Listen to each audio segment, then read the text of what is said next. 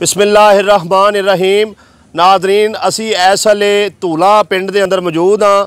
धूला पिंड वाली मगरबी साइड और इत्थे 15 मरले टोटल जगह जिहड़ी है मियाँ रियाज साहब ने मस्जिद नूं दित्ती है, जिंदे अंदर जिहड़ा अपना 12 मरले के अंदर मस्जिद बनाई जाएगी और 3 मरले जिहड़ा वो मौलवी साहब की रिहाइश बनाई जाएगी। ये टोटल 15 मरले जगह है, जिहदे जो 10 मरले जिहड़ी है वो मियाँ साहब ने दित्ती है और 5 मरले इन्होंने अपने हाली भाई के नाल लैन देन करना है। टोटल 15 मरले जगह जिहड़ी इन्होंने अल्लाह के घर वास्ते रख दी है। यह मस्जिद की जगह है।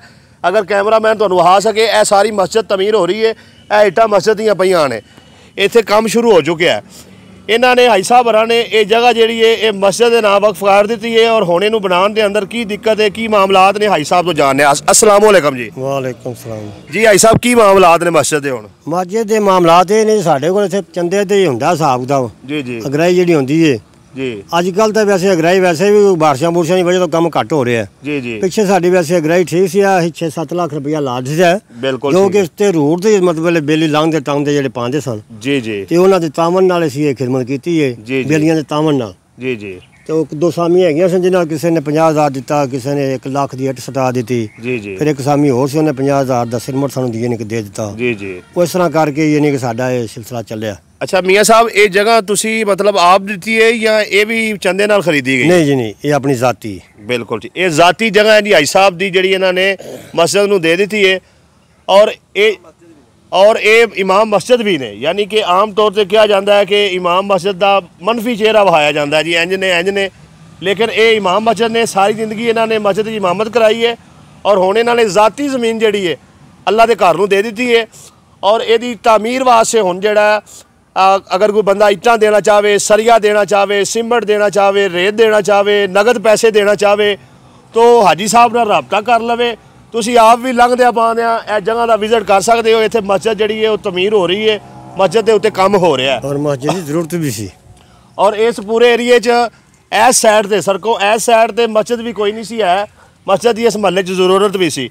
ते भाई साहब तुसीं अपना नंबर भी जरा दस दिओ। नंबर साडा हैगा जी 0321 कोड नंबर जी 0321 1679 ते 1679 552 1679 552। यह हाई साहब का जाती नंबर है, ये तुसीं कॉल कर सकते हो।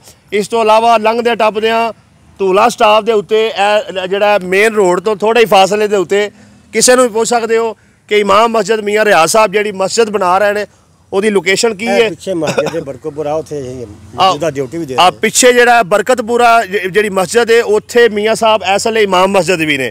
ਔਰ ਇਸ ਤੋਂ ਪਹਿਲੇ ਇਹ ਠੱਟਾ ਲਾਵਿਆਂ ਦੇ ਅੰਦਰ ਵੀ ਇਮਾਮ ਮਸਜਿਦ 12-13 ਸਾਲ ਉੱਥੇ ਵੀ ਡਿਊਟੀ ਦੇ ਚੁੱਕੇ ਨੇ। तो इन्हां दा सारा जायजा लिया है। सारा काम जिहड़ा है फकत अल्लाह की रज़ा वास्ते कर रहे हैं और अल्लाह की मखलूक नूं अल्लाह दे नाल जोड़न वास्ते कर रहे हैं। तो बराए मेहरबानी इन्हां दे नाल इह मस्जिद की तमीर के अंदर ज़्यादा तो ज़्यादा हिस्सा पाया जाए, जिन्नी तुहानूं तौफीक हैगी है।